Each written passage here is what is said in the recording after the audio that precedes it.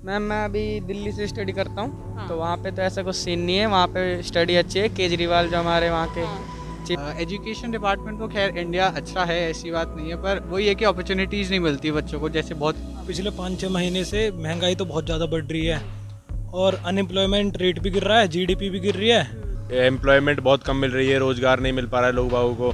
Government job में लोग select हो जाते हैं, उनका रिक्रूटमेंट नहीं होता है।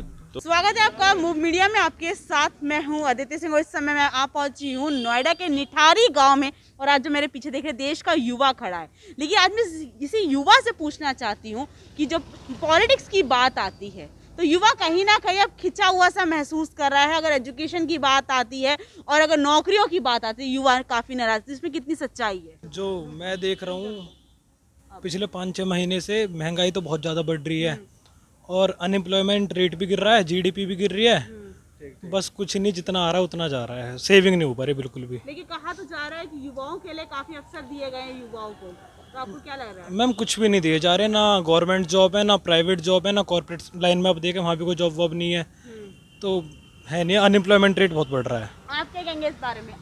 मेरा भी सेम ओपिनियन है। अनएम्प्लॉयमेंट तो अगर लोग बोल रहे हैं कि कोरोना की वजह से हुआ है, तो कोरोना से पहले भी अनएम्प्लॉयमेंट बहुत लो था। तो एम्प्लॉयमेंट बहुत कम मिल रही है, रोज़गार नहीं मिल पा रहा है लोग बागों को। गवर्नमेंट जॉब में लोग सेलेक्ट हो जाते हैं, उनका रिक्रूटमेंट नहीं होता है, तो नाराज़गी तो है युवाओं में बहुत। तो वैसे आप अभी मतलब एज स्टूडेंट है या फिर क्या? मैं अभी स्टूडेंट हूँ। तो स्पोर्ट्स फेडरेशन आपने बताया था मुझे कि स्पोर्ट्स से हैं आप, हाँ जी। तो आपको क्या लगा अगर युवा है अगर स्पोर्ट्स के अंदर, तो उसको लगता है कि भविष्य में जाके कुछ उसका होगा अगर वो खेल नहीं, रहा है? आजकल तो स्पोर्ट्स में बहुत पॉलिटिक्स आ गया है। पॉलिटिक्स जब तक स्पोर्ट्स से नहीं हट पाएगा तब तक तो बहुत मुश्किल है।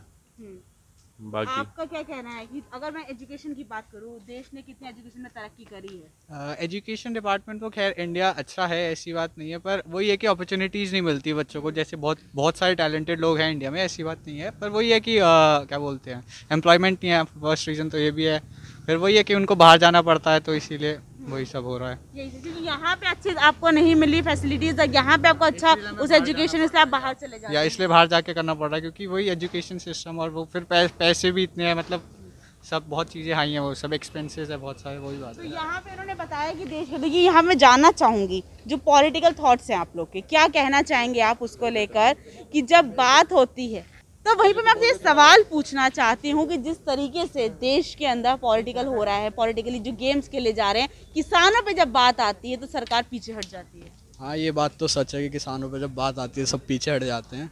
अब कर भी क्या सकते हैं, वो तो पॉलिटिक्स पे सारी डिपेंड करता है। तो आपको क्या लग रहा है सरकार किस तरह की राजनीति खेले? वहीं पर आगामी विधानसभा चुनाव है, आप युवाओं का किस पर साथ रहेगा?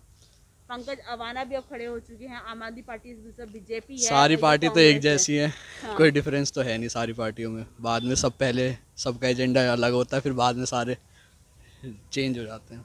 सब चेंज हो जाता है। तो हाँ, जैसे किसानों का मुद्दा उठाया जाए, हम अपने एरिया का देख रहे हैं। हमारा जो नोएडा प्राधिकरण है, सुप्रीम कोर्ट ने सबसे करप्ट बॉडी बताया गया उसे।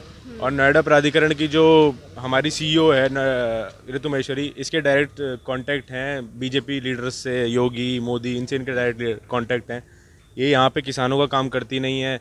यहाँ पे इन लोगों से, बड़े बड़े बिल्डर्स से पैसा ले लिया जाता है, उनके काम करवाए जाते हैं, किसानों के काम नहीं करवाए जाते। किसानों का 5% का पैसा, 10% का पैसा, और किसानों की जो आबादी है वो सब इनके पल्ले नहीं पड़ता। तो उनके लिए किसान जो हैं वो साइड फैक्टर है बहुत।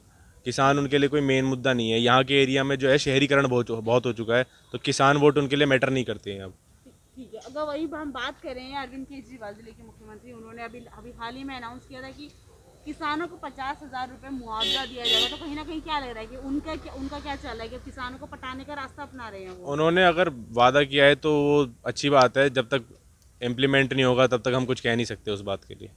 हाँ जी। तो आप देश की अगर सेफ्टी की बात करी जाए, सेफ्टी के अंदर, तो उसमें आप क्या कहेंगे, कितना सेफ है आज? महिलाएं कितनी सेफ है घर में? अगर बहनों की बात करी जाए, माओ की बात करी जाए, मैम योगी के राज में जब मैम बात अर्बन बोला में तो जाता है, देखो आप सेफ है, पर कितने आज भी आप देखो यूपी में देखो तो रूरल एरियाज हैं, वहाँ वुमेन आज भी सेफ नहीं है। 7-8 बजे के बाद कोई नहीं निकल सकता घर से बाहर।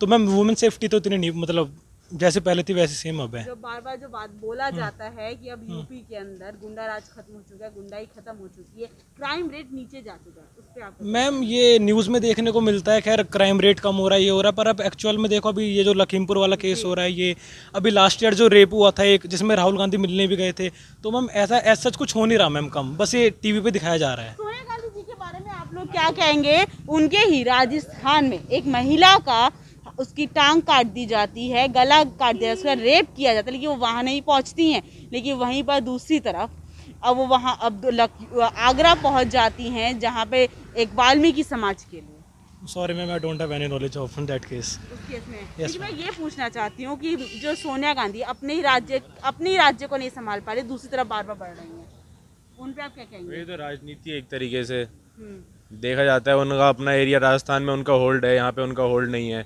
फिर तो भी वही पहुंच रही है। हाँ वो अपने लोगों की चिंता नहीं कर रहे, दूसरों की कर रहे हैं, क्या फायदा उस बात का। तो ऐसे देखकर आपको क्या लगता है कि वो देश को संभालने के लिए लायक हो? नहीं, मेरे हिसाब से वो गुड लीडर नहीं है। नहीं बन मेरे हिसाब से अगर राजस्थान का कोई अच्छा चेहरा है तो वो सचिन पायलट है। सचिन पायलट। हाँ जी। ठीक है, वहाँ पर हम इनके पास भी चलेंगे। अपना नाम बताइए सबसे पहले आप। सनी यादव। सर स्कूल में या कॉलेज में है? स्कूल में। स्कूल में। तो एजुकेशन की बात करूंगी आपसे। जो कोरोना का टाइम था, जो मोबाइल से जो पढ़ाई होती थी, आपको क्या लगता है कितनी सही थी, और अभी जो ऑफलाइन क्लासेस है वो बेहतर है? Ma'am all time offline classes बेहतर ही होती हैं। ऑनलाइन क्लासेस समझ नहीं आता था, बस ऑफलाइन क्लासेस बेहतर होती अगर हैं। आपसे बात की जाए तो पूछा जाए कि आप प्रधानमंत्री या देश के एजुकेशन मिनिस्टर को आप क्या मैसेज देंगे एजुकेशन के लिए, तो आप क्या बताएंगे? मैम मैं अभी दिल्ली से स्टडी करता हूँ, हाँ। तो वहाँ पे तो ऐसा कुछ सीन नहीं है, वहाँ पे स्टडी अच्छी है। केजरीवाल जो हमारे वहाँ के चीफ मिनिस्टर है, उन्होंने बहुत अच्छा वहाँ पे फैसिलिटी दे रखा है, तो मैं इस टॉपिक के ऊपर तो उन पर कोई मैसेज नहीं करना चाहूँगा। ठीक है, तो यहाँ पे आपने सुना देश का जो युवा है वो लगातार जो है किस तरीके उसने बताया कि आखिर उसको चाहिए क्या, उसकी डिमांड्स क्या हो, किन बातों से नाखुश है। कैमरा पर्सन नंदिनी सिंह के साथ मैं Aditi Singh. Subscribe now and press the bell icon. Never miss an update.